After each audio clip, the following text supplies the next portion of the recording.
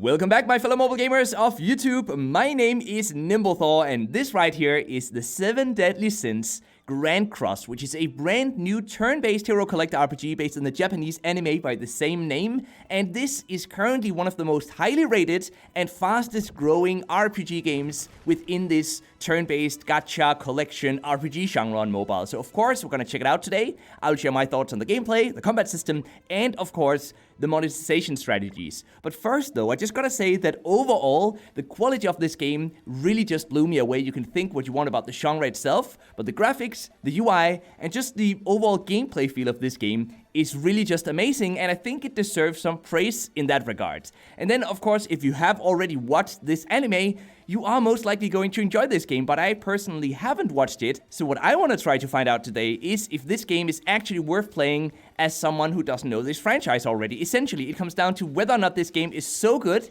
that it can stand on its own as a turn-based strategy RPG game. And to answer that question, let's start by having a look at the actual combat system here in 7 Deadly Sins, which has us take 3 heroes into battle, and those are the 3 you can see right here. These are the 3 that I've already selected, and then during combat itself, we can then select 3 abilities to use on our turn out of a total of, I think we have 7 different abilities down here in our hand, and we can of course hold down on each of these abilities to see what they do. For example, this one here inflicts damage equal to 180% of attack on one enemy, and then decreases attack related stats by 20% for 1 turn. What we can also do though is that if we have 2 of the same abilities in our hand, and that can happen such as it did right now actually, we can drag those abilities on top of each other, and that will give us a stronger upgraded version of that ability. Now, what that means, whenever we do that, it means that we can only use 2 attacks that turn instead of 3 attacks. So that's the downside, but the upside or the positive side of this is that we will have a much stronger attack when we actually attack the opponent. So this is especially useful during boss battles, but it can also be useful in various different situations where you might just want to make sure that you take out one really strong hero. For example, right now, of the 2 opponents over there, we can see that this wolf that I'm tapping right now on the screen, this is the one that will attack us the next time. And you can see that because it has 2 cards on top of its head, and it also says next. So this is the wolf that we want to try to take out in this turn. And let's see what this one here does. It inflicts weak point damage equal to 165% damage. So let's use that one, and let's drag these 2 together once again. This means that we only get to do 2 attacks this turn, but I think that will be enough to deal with those last 2 wolves over there. Now, which abilities we can use during combat, of course, comes from the heroes that we selected to take with us into battle. And look at this, actually right now, one of our heroes is ready to use his ultimate attack. That is so cool, because each hero has 2 normal attacks and then 1 ultimate move. And the ultimate move can be used whenever the ultimate bar has been filled up, and you can see that indicated by those yellow dots that I'm tapping on right now above the head of our heroes on the playing field. So this one is going to be a really strong attack, I feel like, and we actually forgot to target the boss. We should have targeted the boss. I think the one in the middle is the boss, but instead this ultimate attack was wasted on one of the weaker enemies. Now that's unfortunate. That is why you actually want to select the specific units that you want to attack. That way we could have made sure that we had already taken out this boss over here, but this time at least there's only 1 enemy left. So let's see what we've got here. This is a full counter, assumes a stance for 1 turn, so this one doesn't actually attack right now, but it decreases damage taken by 50%, and then when attacked by an opponent, it inflicts damage equal to 300% via a counter attack. This is a really strong attack, but we don't really know if the wolf is actually gonna attack this hero, which is the one over here on the left side. So I'm not gonna use that one right now. Instead, I am gonna try to combine these 2 to some sort of strong attack, and then we're gonna use this one here, which deals 200% attack, and hopefully this is gonna be enough. I think it is gonna be enough. Look at that. There's only about 20% HP left, and yep, there we go. Finishing attack. And that's basically how the combat system works. We use these abilities, we have different abilities for each heroes, and we have multiple different heroes, of course, that we can choose to take into battle. And we'll get into much more about this hero collection aspect of the game right now, actually. Let's go check that out as soon as we're back here in the main menu, because of course, as with any hero collector, a big part of the game is actually unlocking new heroes. So we do that over here in the draw screen, and we can actually do an 11 times draw right now. So let's just do that, and let's see what we're gonna get. We're gonna use some premium currency that we've earned for free. Of course, I don't spend money on the mobile games I cover here on the channel. I want to show you guys the experience you're gonna get as a free-to-play player. I skipped all the awesome animations there. Now, what happened here was that we got some coins because those were duplicate heroes. So instead we get coins that we can spend on making our heroes stronger. We did also get some new heroes though. We actually got 3 new heroes. So we got this one, a super rare version of Hawk and Elizabeth. Hawk is an awesome character, by the way. You will really get to love this guy as you play through the game. And here's another version of the same hero. So this is also Elizabeth, but this is the tavern hostess Elizabeth. And then the last one is not Elizabeth. This is Jericho, Holy Knight Jericho. So we actually get a Holy Knight. I thought we were fighting against Holy Knights. Now, what we can do now is we can do another draw if we had enough premium currency. We don't actually have enough for that, so we're just gonna head back here and have a look at our actual heroes. Because now, of course, if we had gotten some new heroes that we wanted to use, we could go level those heroes up and make them stronger in various different ways. And one of the ways we can do that is by simply enhancing them, which is essentially just leveling them up. You guys can see here that we're now leveling this guy up to level. He can actually get all the way up to level 50. So let's get him to 50 if we can. This is gonna cost some of these potions. They look like potions. They're XP potions that we've earned as quest rewards. And this made him so much stronger. Look at that. Attack has increased by 1,000, which means nearly doubling the attack power we had before, and defense is also nearly doubled, and HP is more than doubled, actually. That is so cool. Let's get him all the way to level 50, though, by spending a bit more in-game gold, and then very soon I'm gonna show you guys how you can actually get more gold. But first, I just wanted to show you guys that there's so many different ways we can make these heroes stronger. This, what you just saw, was enhancement. We can also evolve heroes, and that costs certain resources. We can awaken them.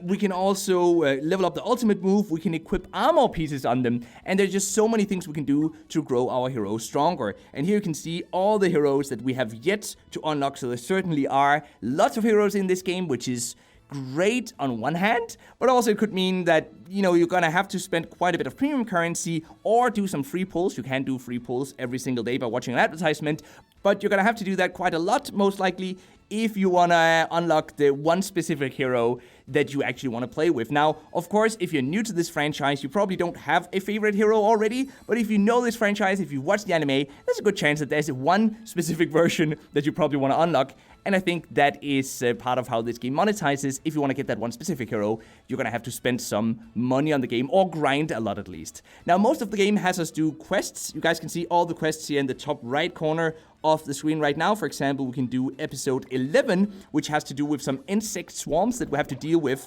in our, I was about to say hometown. It's the town we start out in, called Dalmally. And apparently there's been some swarms that has taken over this city, and we now gotta go and deal with them. Now, these quests sometimes involve combat, and sometimes they just have us explore more of the world by running around and helping NPCs in what feels almost like MMORPG-like fetch quests.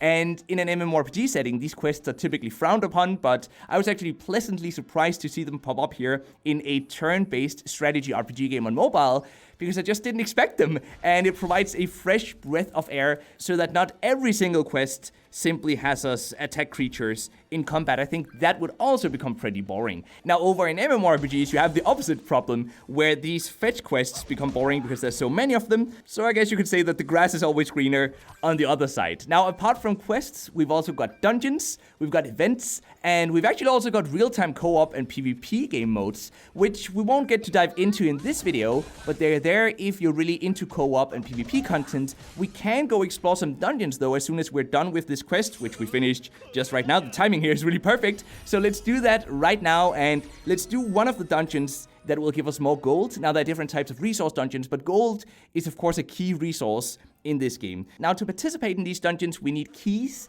and these keys we recover over time, just like in most games in this genre. So just remember to go in and do these dungeons as often as you can, so that you always have some keys slowly recovering for you. Now, of course, if you spend real-life money on the game, you can also recover these keys faster. I wouldn't really recommend that, though. I think you should just play these dungeons whenever you can. So that's how you do dungeons, that's how you do quests in this game, and that's how combat works in this game. But in between all of that good stuff, there's also a lot of stories being told, or rather, a lot of one big unfolding story being told. And these stories all unfold with actual animated cutscenes, almost as if we were watching the actual anime, I guess. I haven't watched the anime, but these animated cutscenes are at least how I imagine it would unfold in the anime as well. Now, there are no English voiceovers, but the translated subtitles have been very great so far, even to the point actually that they made me laugh a couple of times in the first few hours of playing this game, and that frankly doesn't happen very often. I do laugh when I play mobile games, but typically not from reading the story of the game. I typically actually just skip the quests and stories in mobile games because they tend to become boring very, very quickly. So if you're just a sucker for great stories, I don't think you can get anything much better than the 7 Deadly Sins, at least not from a free-to-play mobile game at least. So at this point, this game seems very, very solid. The graphics are great, combat is fun, for now at least, and the story and the universe is well made and well written. But one big question remains, of course: how does this game monetize this? Just like any gacha hero collecting game, we've of course got the gacha unlocking system that we already had a look at, which requires diamonds, which is this game's in-game premium currency. And diamonds can be earned for free through gameplay, and it so far seems that the game is actually very generous with these diamonds, but they can of course also be bought via in-app purchases, so no big surprise there. But we also have to talk about the energy system though, because as of right now we have a maximum of 25 energy, and we use about 3 energy every time we head into battle. It differs a bit depending on which type of battle we head into, but typically right now, at this point in the game, we spend 3 energy to head into some sort of combat sequence. And energy of course recovers for free over time, but it does mean that we can't play this game for hours on end without having to wait a bit. Or can we though? Because in the beginning, we of course never run out of energy, because every time we level up, which we do pretty often and pretty quickly, we restore all of our energy again. But where these energy systems tend to become frustrating in a mobile game is later on into the game, when we don't level up all the time, and therefore we don't get full energy every 20 minutes or so. But the way 7 Deadly Sins tries to handle that is that it allows us to buy 50 stamina for only 1 diamond. And now this is interesting, because through achievements and quests and so on, we definitely earn more than 1 diamond every day. So you can absolutely recover 50 stamina once per day. And these diamonds are earned throughout the game, not just in the beginning. At least that's how it seems so far. So if you really want to play another 30 minutes, or maybe even for an additional 1 hour of this game, well, you most likely will be able to do so. You just have to spend 1 diamond, but you most likely don't have to pay to get that 1 diamond. So at this point, at least, I'm not too concerned about this energy system. We do, of course, also have different types of starter bundles that you can buy through in-app purchases in the in-game shop. And these, of course, will give us a pay-to-progress fast advantage. But so far, it seems the game is easily enjoyable as a free player, and the energy system doesn't seem too limiting. So for this genre of game on mobile, I'm actually somewhat optimistic about the monetization system deployed, and considering the overall quality of the game, I do actually think it's worth checking out this game, both if you enjoy the franchise and if you just enjoy this genre of mobile games. Now, how exactly this monetization system will change as players get to the end game and more people get to the end game content, it's of course still a bit too early to say, but as a first impression, it doesn't seem as bad as it could have been in this genre of game. I just really wish that they would remove the energy system. So that's my conclusion on the 7 Deadly Sins. Let me know what your thoughts are in the comments down below, and let's then head into the mobile gaming news of the day, which is that after over a year and a half in soft launch, King's mobile RPG called Knighthood has now finally officially released globally on both Android and on iOS. Now, I actually played this game when it soft launched way back then, over a year ago, and I really enjoyed it back then. I did eventually reach some sort of grind wall, but definitely had fun for the first good, let's say, 10 to 20 hours. So if you want to go check it out for yourselves, now you can, and I think it's worth taking for a spin. If you'd like to see my video on the game, I've linked it in the top right corner and also pinned it in a comment down below, by the way. But that was all I had for you guys today, so I hope that you've had a great time here. Be sure to leave a like and subscribe on your way out, and until next time, just keep gaming, stay awesome, and I'll see you guys around.